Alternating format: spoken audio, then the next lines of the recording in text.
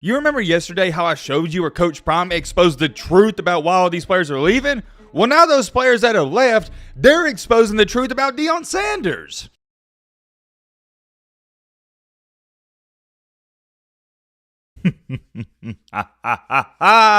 Would you look how the tables have turned? I know. I feel like I've said this on every single Colorado video recently, but this is the most interesting one up to date. And I'll probably say that tomorrow as well, because every single day this situation, it escalates. You remember yesterday how I showed you where Coach Prime exposed the truth about why all these players are leaving? Well, now those players that have left, they're exposing the truth about Deion Sanders. The tables have turned. Well, sort of at least. We'll talk about that in just a second. I like this though, and I try to remind myself this, remind you guys, remind everybody, there's two sides to every story. I always try to wait and cast judgment until I do hear both of those sides, and we got them. I don't want to waste any time. You guys don't want to waste any time, so I say we just get straight into it. And real quick, there's a ton of you watching the videos and you're simply just not subscribed. It is 100, and let me repeat that, 100% free.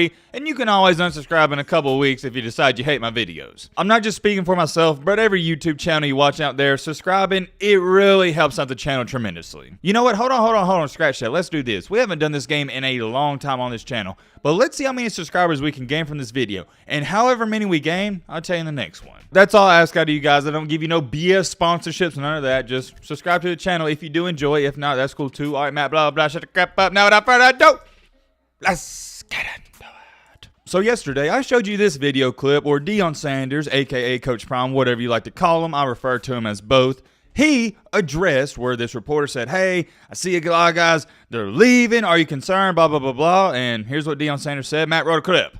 So the past couple of weeks, it kind of been like a lot of players transferring out like at an alarming rate, but is that a testament to you, switching out your Louis bags for the Walmart bags? I didn't kick them out. They want that. Do you expect more players to come after this whole recruiting process in the spring game? We got to make some decisions.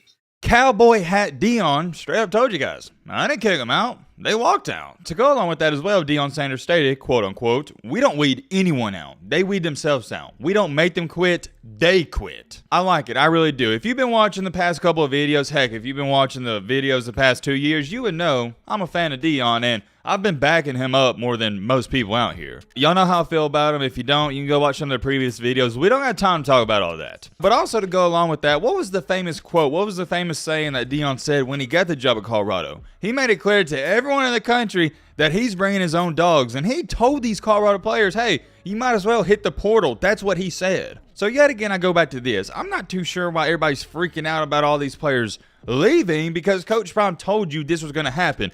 The only reason I can understand people freaking out to a certain extent is because they didn't think it was going to be this much and this quick, which I totally understand. When you got 20-something players enter the portal in one day, yeah, that's crazy. On that video I posted yesterday, I'm going to show you a couple of the comments because, number one, I really like what you guys have to say, and number two, you offer great points. Johnny Swag said, you 100% right, and he's referring to when I said, I think the older people that are in their 30s, 40s, 50s, 60s, they had better morals. They worked harder than people in their 20s and just kids nowadays. Anyways, continuing along here, I'm 56, and back in my high school and college days, I played both ways. I worked out all year long because I knew my team depended on me. The only time I sat on the bench was on kickoffs and returns and timeouts. Dogs don't take days off. I'm going to repeat that.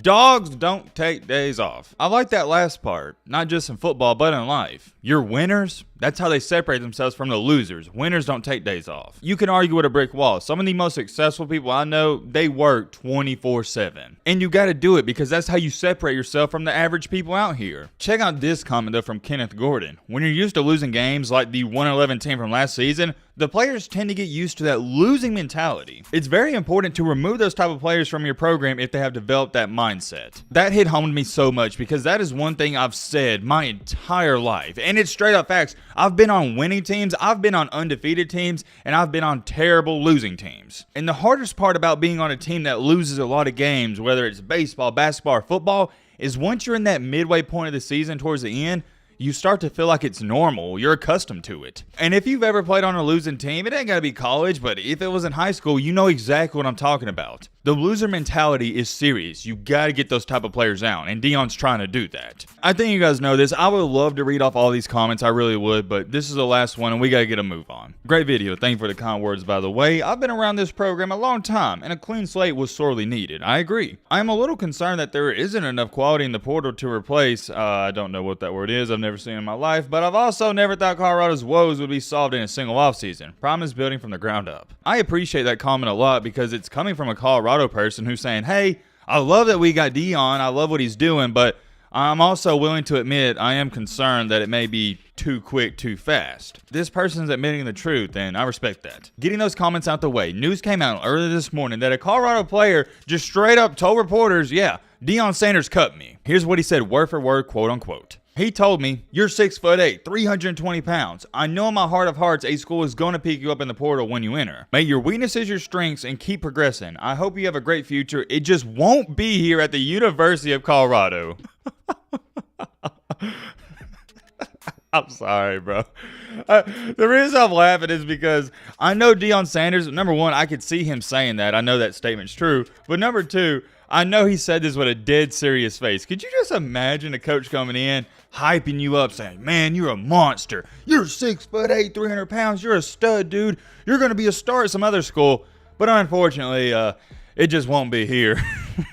You can't make this up. And I've also seen reports and I've heard the news where apparently he cut a bunch of other players, but we're not really going to dive into all of that. I think you get the point just off of this quote. Let me know in the comment section if you know anything about it. If you're around this Colorado football team, I heard some rumors stating he cut half of the roster. I heard some saying he cut only about 5 or 10 players. Let me know. Ooh, what about this? Let's react to this comment because it seems interesting. I haven't seen it yet. Translation. We don't have the ability to develop players, so if you're not able to start from day one, we are going to cut you. Linemen rarely ever start right away as a true freshman. They are normally developed for a year or two, especially on the offensive side.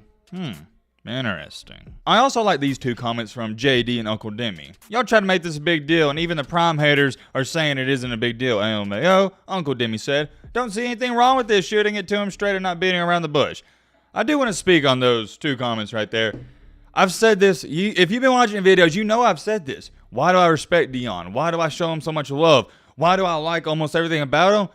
Because he's real, and in 2023, that is rare to find. He tells these players, he tells everybody in his life, not what they want to hear, but what they need to hear. That's the difference. A lot of people in this life, they want to be told what they want to hear, not what they need to hear. I'm very similar to Deion Sanders, and maybe that's why I relate to him so much. I'm very blunt, I'm very harsh, but I always tell you the truth. I tell you what you need to hear. And let me make this clear. Deion Sanders telling this kid this in this quote right here, I don't think there's anything wrong with it. As a matter of fact, this is best case scenario, and let me explain. What happens at 96% of these other schools, and trust me, I've been through the recruitment process myself. I've talked to multiple coaches. I've talked to all these kids, these 4- and 5-star recruits that get recruited by Alabama, Georgia, Ohio State, USC, etc.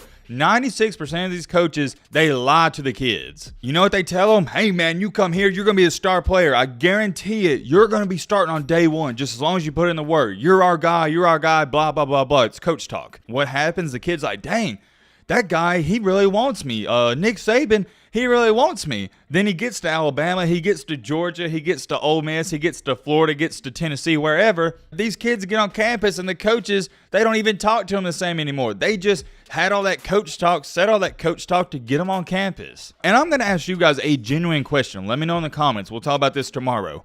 Would you rather a head coach sit up here and lie to you and say, hey, I just came into Colorado, we're probably going to bring in some new guys, but you got a shot to start and we could really use you. Then fast forward in time to week 5, week 6, you're not even playing. Would you rather that happen? Or would you rather this happen? Colorado coach comes in, Deion Sanders.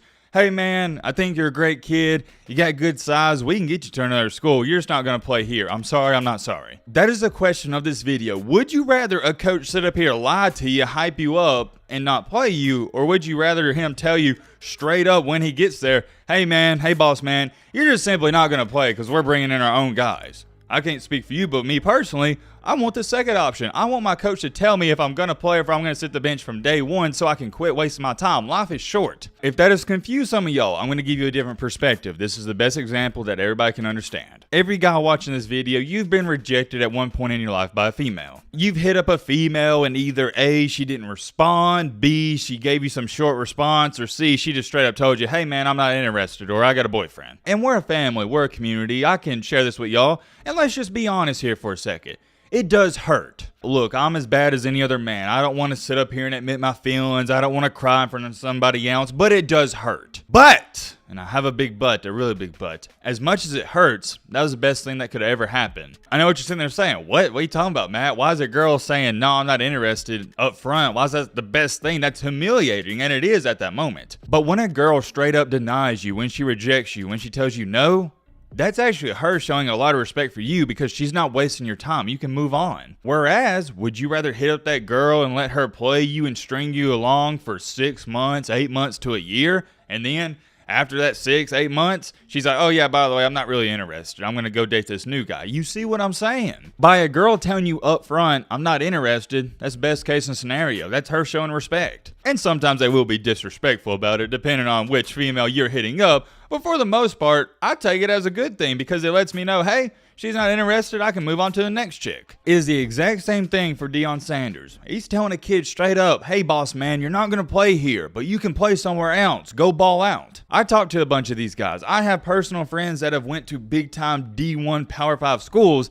and I can't even tell you how many of them have called me or texted me saying, man, I can't wait to transfer. I can't wait to get out of here because this coach, he fed me some BS and it ain't what it really is. I've had countless conversations where I've talked to my friends, I've talked to these guys, and they go, man, Matt, this coach, he told me in high school I was dang near guaranteed to start. I was going to be the star tight end, star defensive end, and I can't even get reps in practice. Now, granted, there is a few handfuls of those guys I talked to where maybe they're not doing as good as they should, but you get what I'm trying to say. You get my point. A lot of these coaches, like females, they'll just drag you along. They'll beat around the bush. Deion Sanders isn't beating around the bush. I actually respect him more for telling the kids they're not going to play up front. But that's my perspective. Most people don't look at it that way, and that's cool. There's many more things to say about this. Heck, if Deion Sanders is hyping him up and Deion Sanders doesn't lie, he tells you how it is, I'm going to take his word for it. So to this young man right here, wish you the best of luck. And we're going to end the video off here. However, hold on. Don't click off.